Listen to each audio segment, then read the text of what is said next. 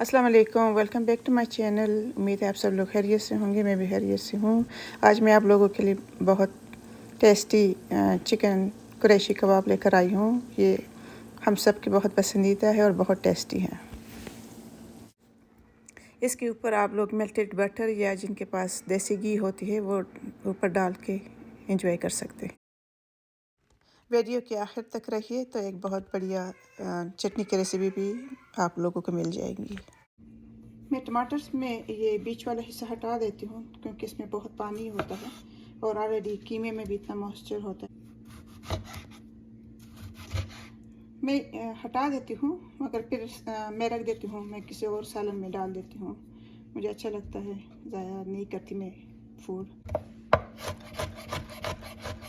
मैं ऑनियन को प्रोसेस में डाल के थोड़ा सा उसको वो करूँगी, उससे थोड़ा इजी होता है। हाथ में ज़्यादा भी क्रश करके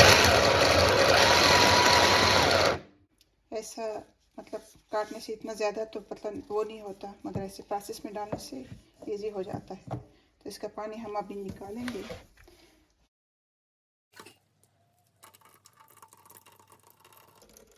जितना हो सके पानी निकालें क्योंकि कीमे में ऑलरेडी इतना मॉइस्चर होता है कि कबाब के लिए इतना मॉइस्चर ठीक नहीं है।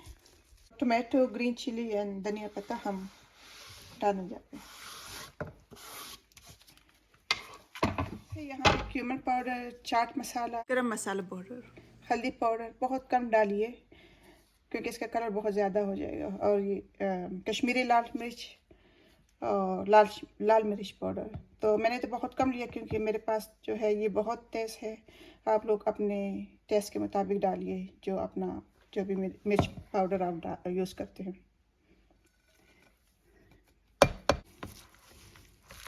और फिर अच्छी तरीके से मिक्स कर दीजिएगा। तो अभी मैं नींबू डालूँगी। आप लोग जितना आधा लेते हैं या पूरा जितना लेना चाहे, मैं आधा ले रही हूँ। मैं यहाँ पे बेसन डाल रही हूँ, तो मैंने 1 कप लिया हुआ है। आप लोगों को मैं भी आगे देखूँगी अगर मुझे और ज़रूरत हुआ। आप लोग अपने कीमे के मुताबिक डालिए कि वो कितना मॉइस्चर है और कितना आपको चाहिए, क्योंकि इससे बाउंडिंग अच्छी आएगी। तो ज़्यादा नरम नहीं होना चाहिए कीमा। नमक अभी मैं डाल रही हूँ, तो अपने हैस पे जितना भी आप लोग खाना चाहते हैं। कुछ लोग ज़्यादा लेते हैं, थोड़ा कम लेते हैं, तो अपने टेस्ट के मुताबिक डालिए नमक। तो मैं अभी दिखा रही हूँ कि मैं किस तरह में थोड़ा सा मैंने ऑयल लिया। आप लोग बानी से भी वो कर सकते हैं। तो इसको मैं चॉपस्टिक से वो शेप दे रही हूँ। अगर नहीं है तो आप लोग पेंसिल भी यूज़ कर सकते हैं। पेंसिल तो हर घर में होंगे बच्चे, जिस घर में हो तो इस तरह इसको हम इजी बनने वाली रेसिपी है, तो ज़रूर ट्राई कीजिएगा, आप लोगों को अच्छा लगेगा।